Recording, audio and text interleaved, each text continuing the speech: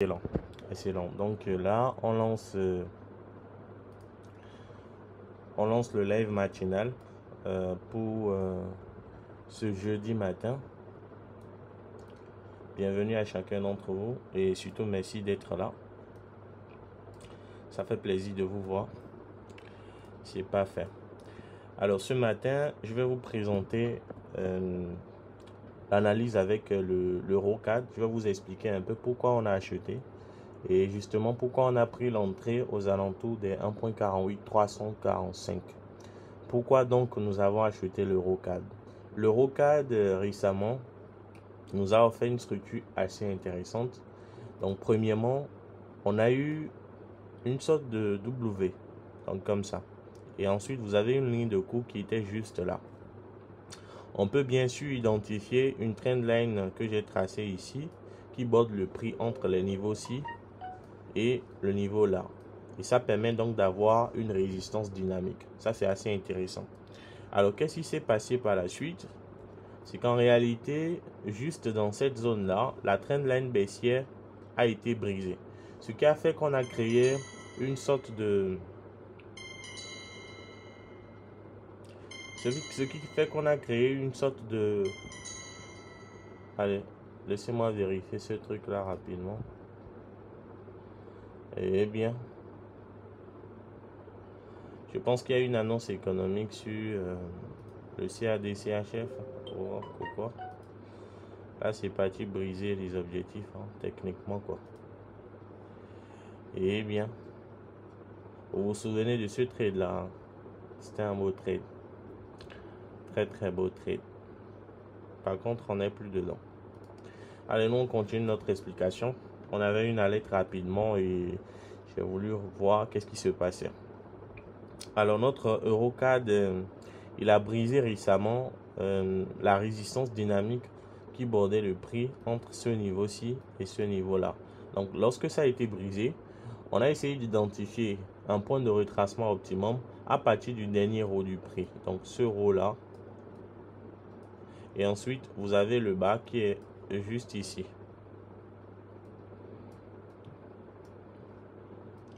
Vous avez le bas qui est juste là. Donc, en tenant compte de ce bas et de ce haut, il est possible d'identifier un point de retracement optimal ici qui correspond légèrement à une zone beaucoup plus basse. Donc, la zone totalement en bas ici. Totalement en bas là. C'est une zone assez intéressante.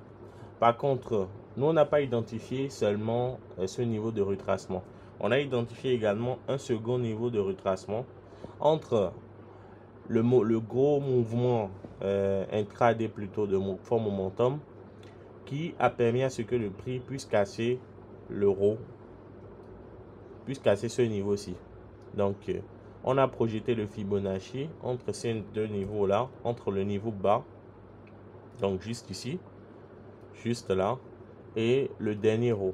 Donc ça nous a permis d'avoir un niveau d'entrée optimum ou de fin de retracement juste ici. Et justement, lorsque le prix est revenu sur ce niveau de support là, c'est là où on s'est positionné à l'achat. Et là, on va chercher les objectifs tels que les 1.49 qui sont juste là, et ensuite les 1.50 et aller faire les 1.51. Donc ça, ce sont les prévisions par rapport à ce trade sur l'Eurocad. Donc on s'attend à beaucoup à partir de ce trade là et espérons vivement que on aura satisfaction. Voilà, donc ça c'est l'explication qu'on a par rapport à ce trade là. Je ne sais pas si vous avez des questions. Est-ce qu'il y en a qui ont des questions? Vous avez des questions? Est-ce qu'il y en a qui a des questions? Vous avez des questions? L'idée c'est de vous expliquer déjà le trade en cours. Donc pourquoi vous avez acheté, pourquoi on a pris l'entrée à ce niveau et pourquoi nous avons placé notre stop loss également à ce niveau là. Là je viens de vous expliquer pourquoi l'opportunité et pourquoi on a pris l'entrée. Est-ce que vous avez des questions? Levez la main juste si vous avez des questions. Si vous n'en avez pas, je vais vous expliquer maintenant pourquoi nous avons placé le stop loss là. Pour placer le stop loss, comme je le fais toujours, je place le système Ichimoku et ça me permet d'identifier une zone de support par rapport aux opportunités d'achat. Ça permet d'identifier une zone de support optimale sous laquelle on peut placer le stop. Donc ici, on voit clairement que il y a le Kumo qui est là, qui borde le prix juste dans cette zone-là. Et donc en termes de stop loss, pour bien placer un stop loss dans ce cas, il faut le placer juste sous le Kumo, donc légèrement au-dessous. Là, ça permet au prix d'optimiser beaucoup plus sur la dynamique structurelle que le système Ichimoku nous offre. Et ça nous permet justement d'avoir un premier TP ce matin, un beau TP justement, un très beau TP. On en a pris quoi, 40 pips environ tout à l'heure.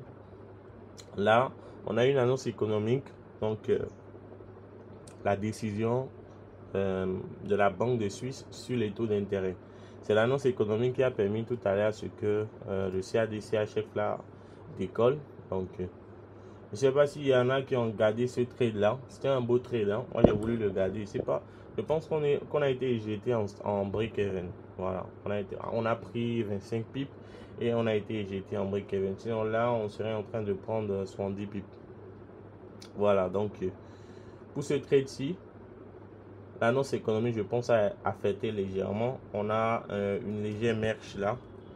Je vais essayer de tout supprimer rapidement pour vous montrer un peu. Voilà. Voilà. Donc, on constate qu'il y a une légère mèche qui se fait là. Parce que en même temps, vous avez un autre bloc en haut. Donc, le prix peine actuellement à casser ce niveau de résistance. Il faudra donc être un peu plus patient. Peut-être d'ici l'après-midi. Et là, je pense qu'on pourrait briser cette résistance-là. Si éventuellement le prix ne revient pas à notre entrée pour nous éjecter en break-even. Donc ça va être tout pour cette matinée. Il n'y aura pas d'autres opportunités pour cette journée. On va garder le reste du trade.